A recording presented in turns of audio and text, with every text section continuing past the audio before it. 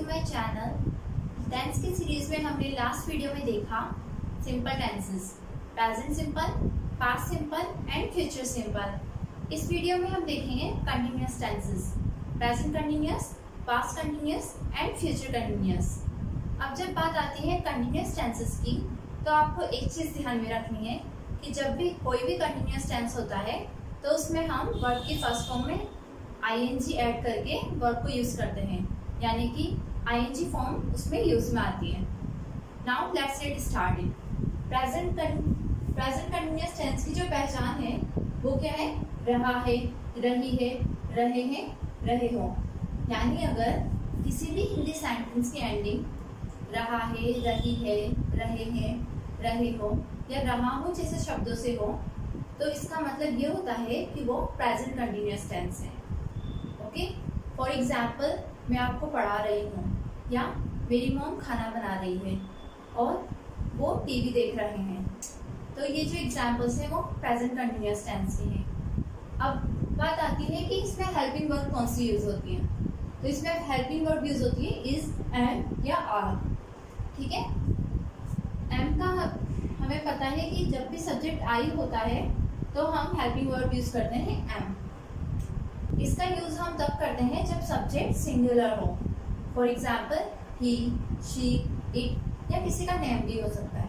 ठीक है, और आर का यूज हम तब करते हैं जब सब्जेक्ट प्लूरल हो, जैसे यू, वी, दे और एक से ज्यादा चीजों या नामों की अगर बात हो तो भी हम आर का यूज करेंगे।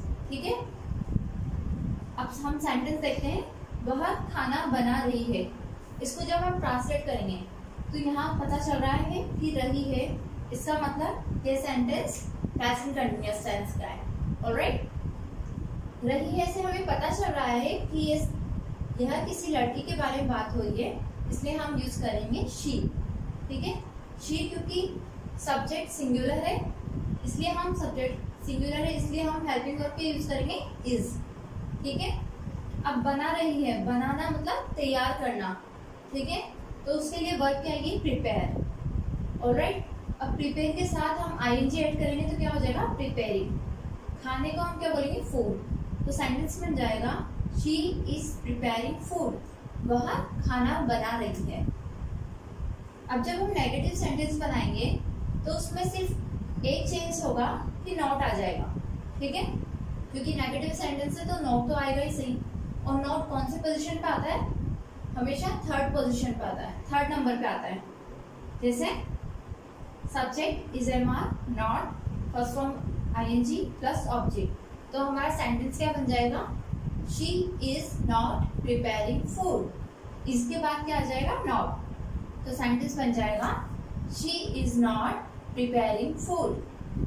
अब बात आती है इंट्रोगेटिव सेंटेंस की, यानी कि जिसमें हम क्वेश्चन करते हैं। ऑलराइट, तो इंट्रोगेटिव सेंटेंस में हेल्पिंग वर्ब पहले आती है और फिर सब्जेक्ट आता है। ठीक है, तो हेल्पिंग वर्ब्स क्या है? Is, am, are plus subject, verb की फर्स्ट फॉर्म में आईएनजी और ऑब्जेक्ट और लास्ट में क्वेश्चन मार्क। तो सेंटेंस क्या बनेगा हमारा? इस सेंटेंस के अकॉर्डिंग हम जब इंट्रोगेटिव सेंटेंस बनाएंगे तो क्या बनेगा? इस पहले आ जाएगा, ठीक है, और फिर सब्जेक्ट आएगा, तो क्या हो जाएगा? इज शी प्रिपेयरिंग फूड, क्या वह खाना बना रही है।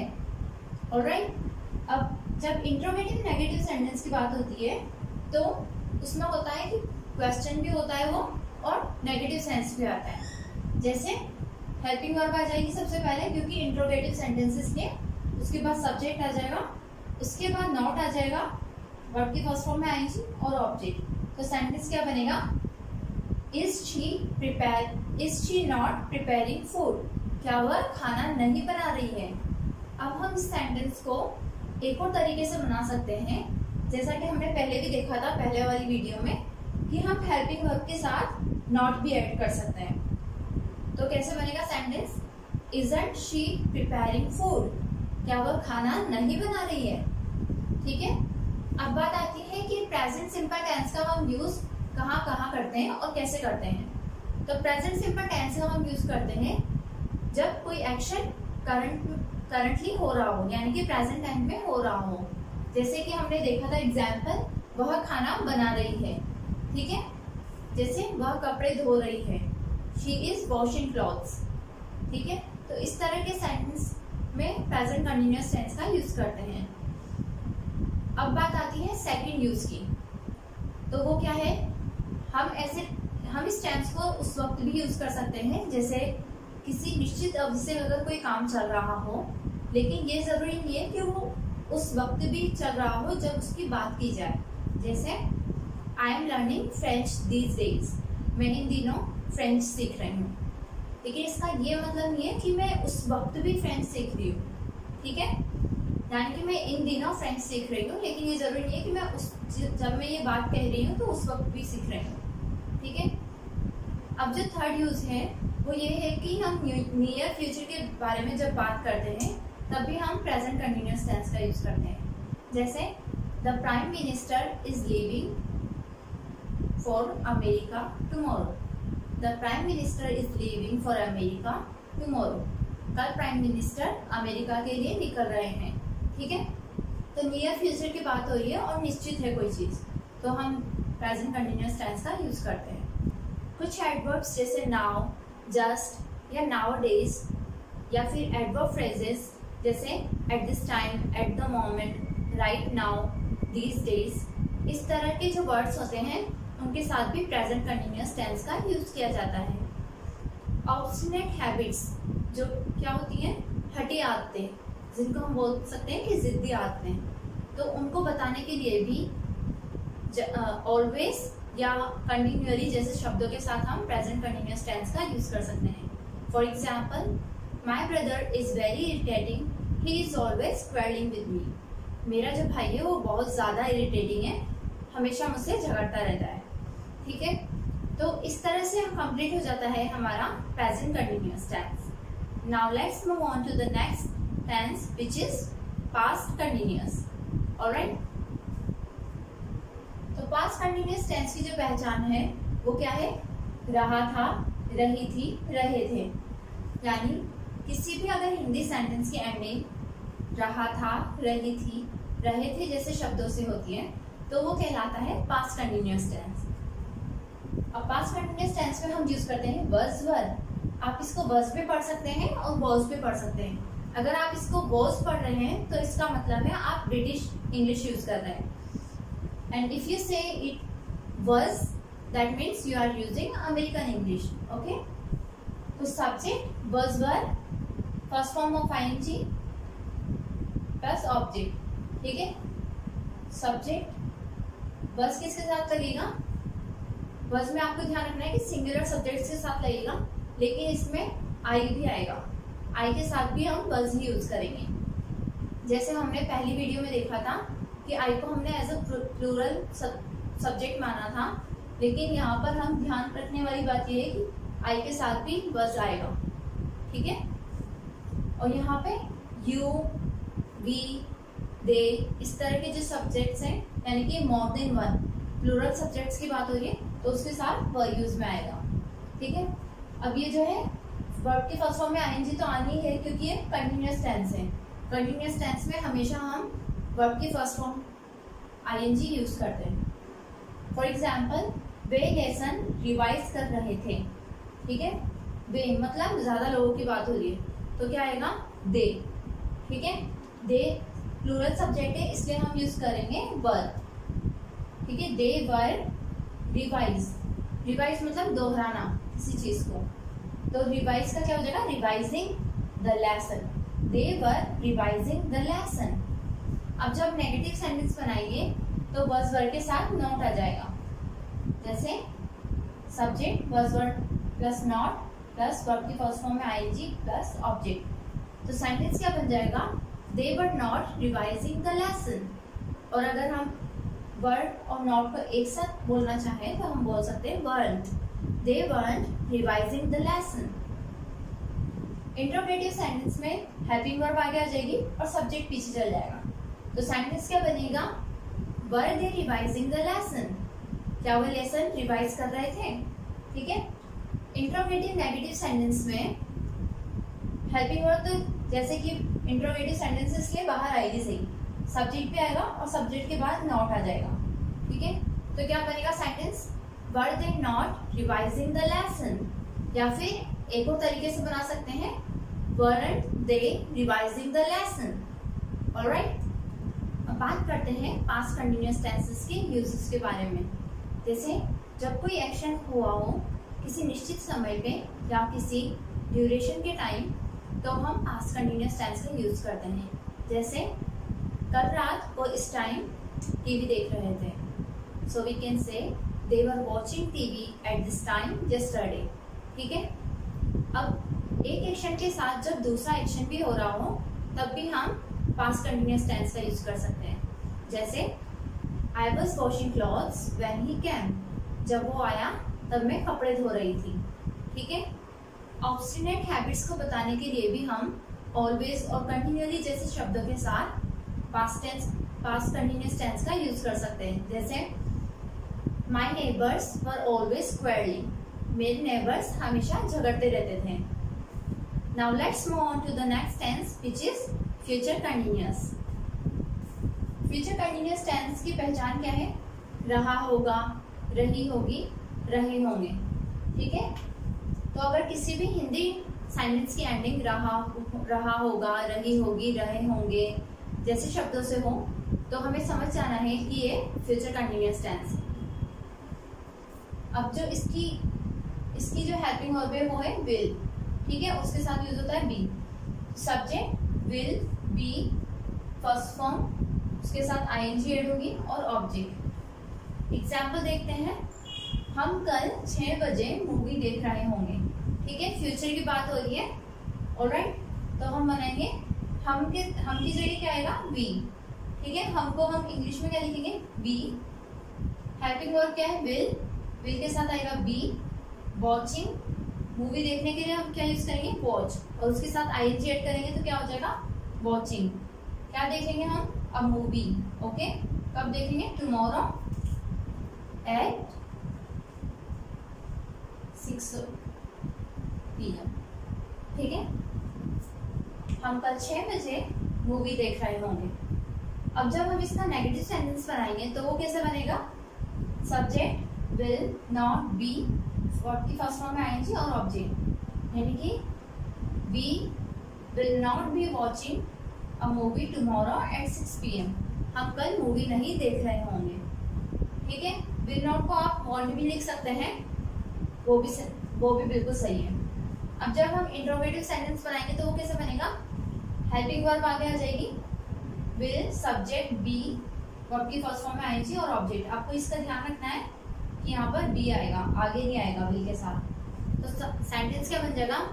Will we be watching a movie tomorrow at 6 PM। क्या हम मूवी देख रहे होंगे कल?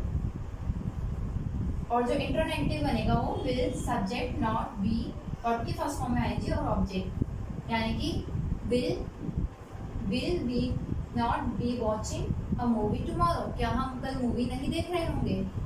आप इसको जब दूसरे तरीके से बनाएंगे तो आप बनाएंगे won't we be watching a movie tomorrow. Alright, now let's talk about the uses of this tense. ऐसे एक्शन जो फ्यूचर के किसी टाइम में प्रोग्रेस में हो तो हम फ्यूचर कंटिन्यूअस टेंस का यूज करते हैं। जैसे he will be taking test at 7 AM tomorrow. ठीक है, now the second use is ऐसे एक्शंस जो पहले से प्लान्ड हो या उनका होना पहले से एक्सपेक्ट किया जाए। जैसे he will be meeting them next month. तो इस तरह के सेंटेंसेस में हम फ्यूचर कंटिन्यूअस टेंस का यूज करते हैं। अब हम देखेंगे कुछ एग्जांपल्स जिससे आपको ये पता चल सके कि कौन सा सेंटेंस में कौन सा टेंस है और वर्ब को किस तरह से यूज करना है। So let's move on to the next thing. Now let's see some examples related to present continuous, past continuous and future continuous tense. First example है the farmer dash not work in the field yesterday. Yesterday से हमें पता चल रहा है कि ये tense past का है, यानी कि past continuous का है। तो अब हम यूज करेंगे was verb। the farmer क्योंकि singular subject है इसलिए हम यूज करेंगे was, और क्योंकि यहाँ नेगेटिव की बात हो रही है तो wasn't आ जाएगा। ठीक है, wasn't वर्क में आईएनजी ऐड करेंगे तो क्या हो जाएगा वर्किंग।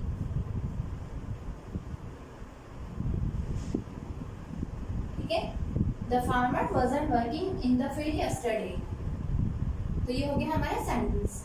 अब नेक्स्ट सेंटेंस है she cook food at this time. Eight this time से हमें पता चल रहा है कि ये जो टेंस है वो प्रेजेंट का है।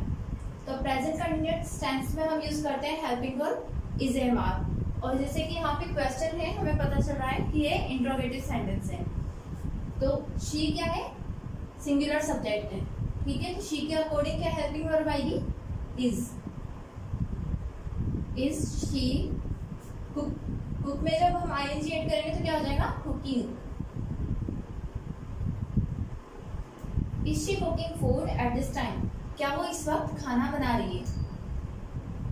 नेक्स्ट सेंटेंस देखते हैं we dash enjoy our holidays next month. Next month से पता चल रहा है कि यहाँ पे फ्यूचर की बात हो रही है, यानी कि फ्यूचर कंटिन्यूअस टेंस यूज में आएगा। तो वी के साथ क्या आ जाएगा, फ्यूचर कंटिन्यूअस टेंस में हम यूज करते हैं विल बी और वर्ब की फर्स्ट फॉर्म में आईएनजी। तो यहाँ पे क्या आ जाएगा विल बी एंजॉयिंग। ठीक है, तो सेंटेंस क्या हो जाएगा we will be enjoying our holidays next month. हम नेक्स्ट मंथ हमारे हॉलीडेज एंजॉय कर रहे होंगे। नेक्स्ट सेंटेंस देखते हैं they you not go with them today. Today से पता चल रहा है प्रेजेंट की बात हो रही है। ठीक है, प्रेजेंट में हम कौन सी हेल्पिंग वर्ब यूज करते हैं इज एम आर। ठीक है, तो यू के अकॉर्डिंग हमारी जो हेल्पिंग वर्ब होगी वो क्या होगी आर यू नॉट। और गो का क्या हो जाएगा गोइंग।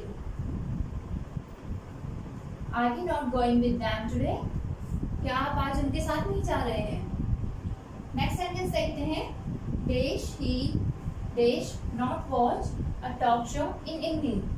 इन इवनिंग मतलब इस सेंटेंस को पढ़ के ऐसा लग रहा है कि नियर फ्यूचर की बात हो रही है, यानी कि फ्यूचर है।